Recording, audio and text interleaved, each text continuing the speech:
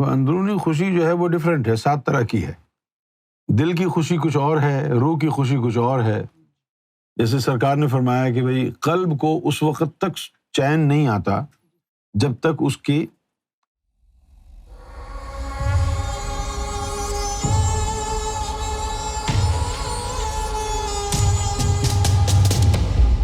روحانی سکون اور اندرونی خوشی، یہ جو دونوں ٹرم ہیں، اس کا تعلق انسان کے ظاہری اسباب یا ظاہری ملکیت سے نہیں ہے۔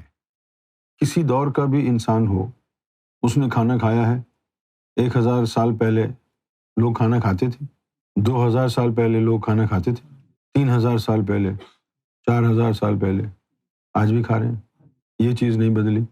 تو 5000 10,000 سال پہلے بھی روح کو غذا کی ضرورت تھی، آج بھی ہے۔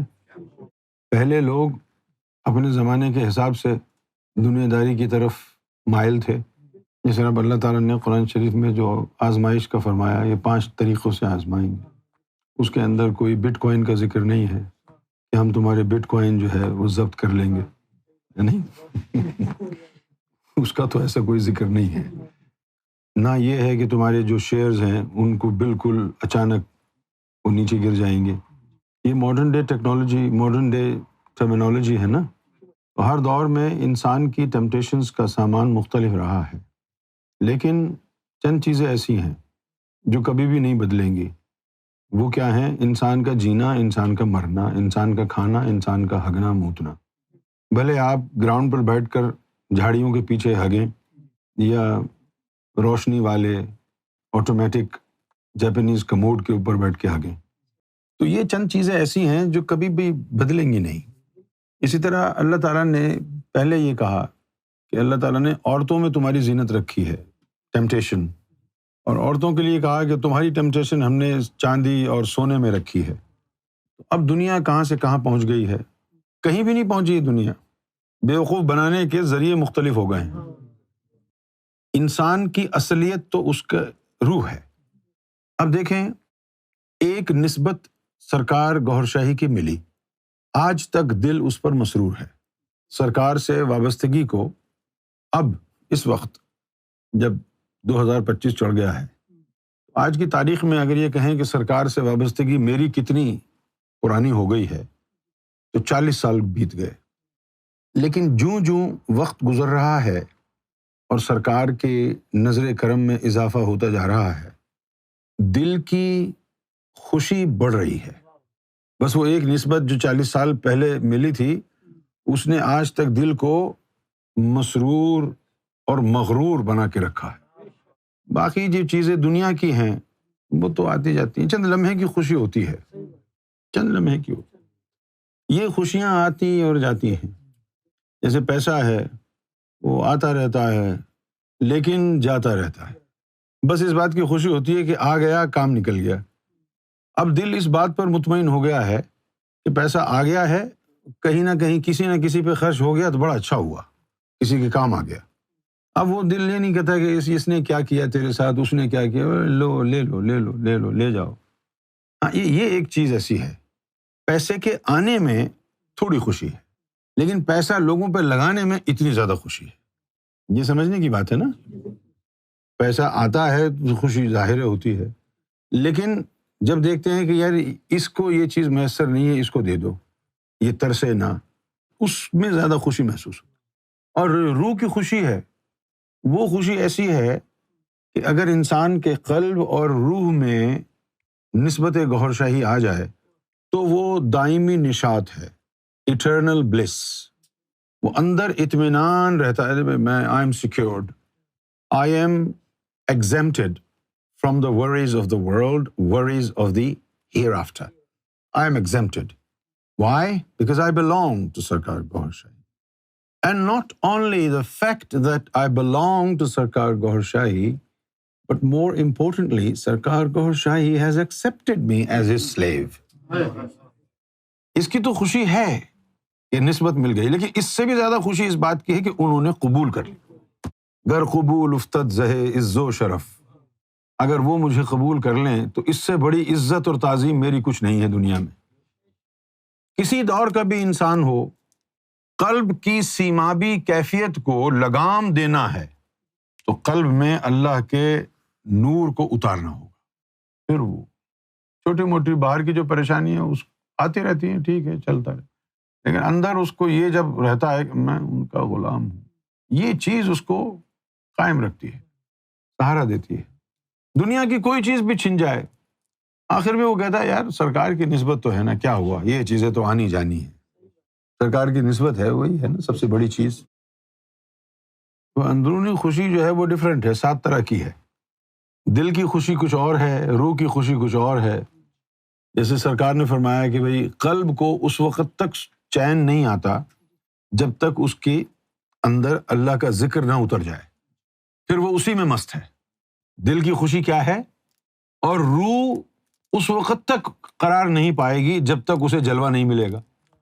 تو یہ ایک لمبی ایک بیٹل ہے.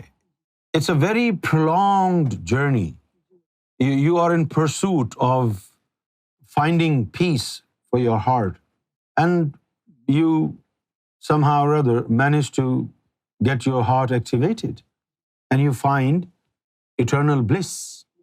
But then again, when the ruh is awakened, when the soul is awakened, اب وہ پچھلی خوشی مان پڑ گئی، اب روح کو خوشی دلانی ہے، ورنہ وہ بے چینی آ جاتی ہے. قلب سے زیادہ روح کی بے چینی ہے. جس آدمی کو پتہ ہی نہ ہو، اب مرشد نہیں ہوگا تو نہیں پتہ ہوگا نا، پتہ ہی نہ ہو تو پھر وہ پریشان ہوگا، یار قلب بھی جاری ہو گیا، اب چین کیوں نہیں آ رہا مجھے. قلب جاری ہونے کے کچھ عرصے تک تو چین آتا ہے کیونکہ قلب میں نور گیا ہے، کچھ عرصے چلتا ہے. اس کے بعد جیسے ہی روح بیدار ہوتی ہے تو اب اس کی خوشی تلاش کرنی ہے، اس کی خوشی جلوے میں ہے. اب پھر آ جائیے لطیفہ سری کی طرف. جب اس میں نور آ گیا، لطیفہ سری بیدار ہو گیا، تو اب جب تک رب کے راز اس کو نہیں ملیں گے، لطیفہ سری کو، اس کو چین نہیں آتا. پھر آدمی جو ہے وہ پریشان رہتا ہے، یار یہ کیا ہے. اب تعلیم نہ ہو تو پھر وہ پریشانی کی وجہ نہیں پتہ ہوتی. ہم کو بھی بعد میں پتہ چلا جب یہ سب کچھ ہو گیا کہ اور ذکر قلب کے باوجود جو پریشانی تھی وہ روح کے چلنے کے بعد ختم ہو گئی تھی. پھر یہ آئی، اس میں جب تک راز نہ آئے تو وہ سمجھتا ہے رب ناراض ہے. اس کے اوپر اللہ تعالیٰ اپنے راز کھولتا ہے لطیفہ سری پر. اس کا نام سری سر سے نکلا ہے. سر کا کیا مطلب ہے؟ چھپا ہوا بھید. جیسے وہ مثال ہے گھر کا بھیدی لنکا ڈھائے، اسی طرح لطیفہ اخفا ہے. لطیفہ اخفا کا تعلق جو ہے وہ اللہ کی آواز سے ہے. جب تک اسے اللہ کی آواز نہیں آئے گی اس کو چین نہیں آئے گا. جب اس کی آواز آتی ہے نا تو یہ سینٹر میں ہوتا ہے لطیفہ اخفا. یہ اتنا اچھلتا ہے کہ پسلیوں میں درد ہو جاتا ہے. یہاں میں نے ان لوگوں کو دکھایا ہے، ناصر کو دکھایا ہے شاید، اور امجد کو بھی دکھایا ہے. میری جو تو پسلیاں ہیں، ایک اوپر ہے ایک نیچے ہے، ٹیڑھی ہے، وہ لطیفہ اخفا کے اچھل کود کی وجہ سے. یہ ایسا اگر آپ ہاتھ لگائیں گے نا تو آپ کو لگے گا ارے یہ نیچے ہے، یہ باہر نکلی ہوئی ہے، وہ اس کے اچھلنے کودنے کی وجہ سے.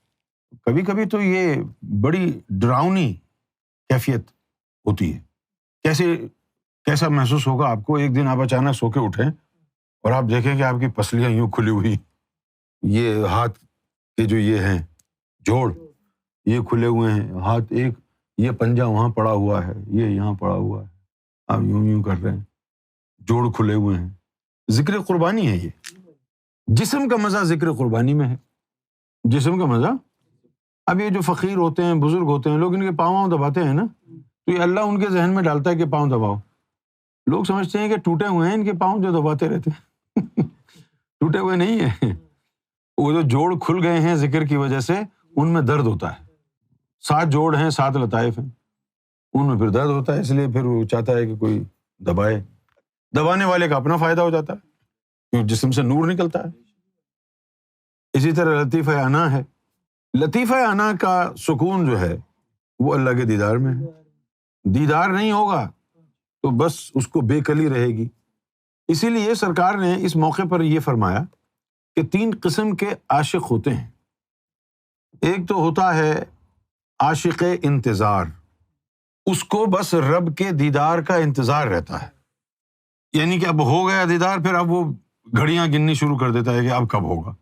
اسی انتظار میں، کسی کام کا نہیں رہتا وہ، بس وہ رب کے دیدار کے انتظار میں بیٹھا ہوا ہے۔ دوسرا نمبر ہے عاشق بیزار کا، وہ تو آرام سے بیٹھ کے انتظار کر رہا ہے نا کب۔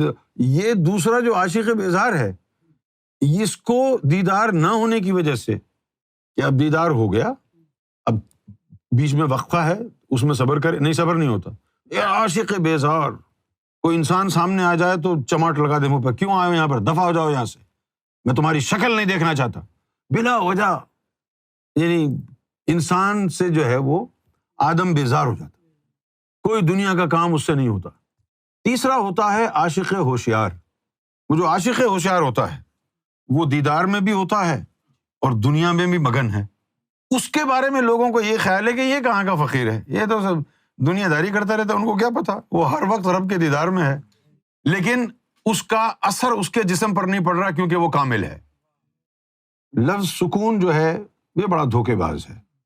یہ عربی زبان سے آیا تو ہے، لیکن جب اس نے اردو زبان میں جمپ لگائی تو معنی کھو گیا۔ حالانکہ اس کے جو اوریجنل میننگ ہے وہ بھی اردو میں استعمال ہوتے ہیں، جیسے ساکت ہونا۔ ساکت کا مطلب ہے جمود قائم ہو جائے، حرکت بند ہو جائے، وہاں رک جائے۔ ساکن، ساکن کا مطلب ہے یہاں ٹھہر گئے۔ پاکستان میں خطوط کے اوپر لکھا ہوتا تھا سکنہ لاہور، کہ یہ لاہور میں رہتے ہیں، سکنہ کراچی۔ سکنہ کا مطلب ہے رہائش۔ رہائش سے کیا مراد ہوا کہ یہاں ٹھہر گئے۔ تو سکون کا کیا مطلب ہوا؟ رک جانا۔ اور حدیث شریف میں آیا ہے السکون حرام علی قلوب الاولیاء۔ جس معنی میں چاہے لے لو، آپ کی مرضی ہے۔ اردو کے معنی میں لینا ہے تو وہ بھی لے لو کہ سکون حرام ہے ولیوں کو۔ اب تو کوئی ولی نہیں بننا چاہے گا، سکون نہیں ملے گا۔ اس حساب سے بھی اگر دیکھیں تو واقعی ولیوں کو سکون نہیں ہے، کبھی ادھر کی مخالفت، کبھی ادھر کی مخالفت، کبھی وہ۔ انسان خود اپنے پاؤں پہ کلہاڑی مارتا ہے جب فقیر کی بات کو پر شک کرتا ہے، اس حق سے محروم ہو جاتا ہے۔ اب لوگوں نے لفظ اردو میں جو سکون ہے اس کا انگریزی میں معنی رکھا ہوا ہے پیس۔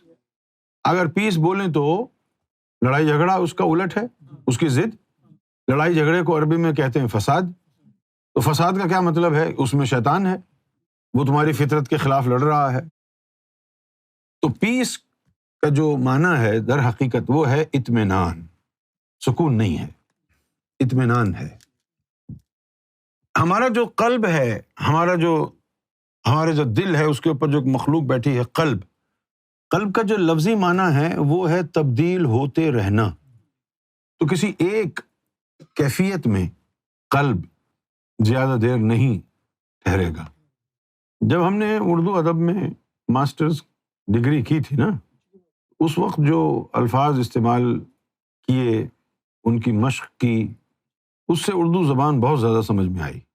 اس سے پہلے نہیں، کچھ نہیں پتا تھا، جو بس بچپن سے بولتے آ رہے تھے وہی بول رہے تھے۔ اس کے اندر ایک لفظ ہم نے پڑھا سیماب۔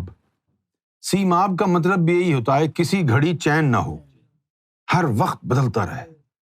جو لوگ ذرا چلبلے ہوتے ہیں تو ان کی طبیعت سیمابی طبیعت کہلاتی ہے۔ شاعری میں استعمال زیادہ ہوتے ہیں کیونکہ عام لوگوں کی سمجھ میں آتے نہیں ہیں، شاعری میں استعمال ہوتے۔ تو قلب کی فطرت میں یہ ہے کہ وہ تقلیب میں مبتلا رہتا ہے۔ تقلیب کا مطلب ہے کہ ever changing velocity of the feelings of the heart، ever changing, ہر وقت۔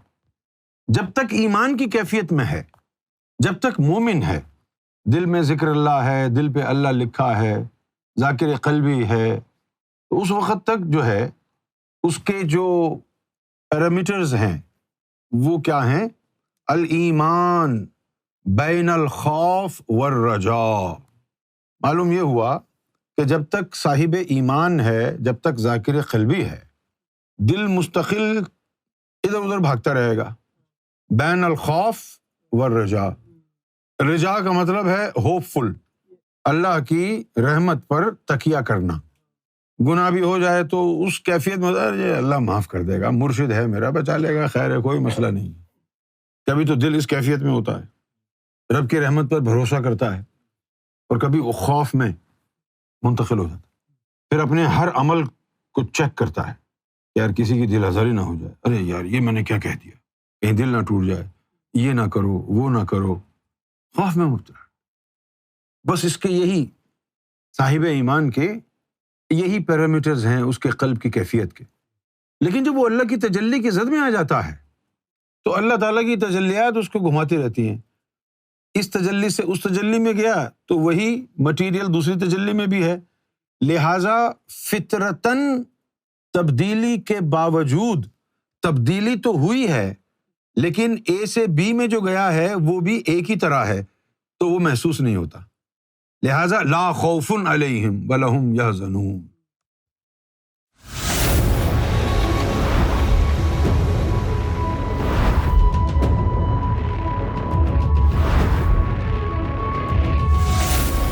Amra TV, the place to connect with God.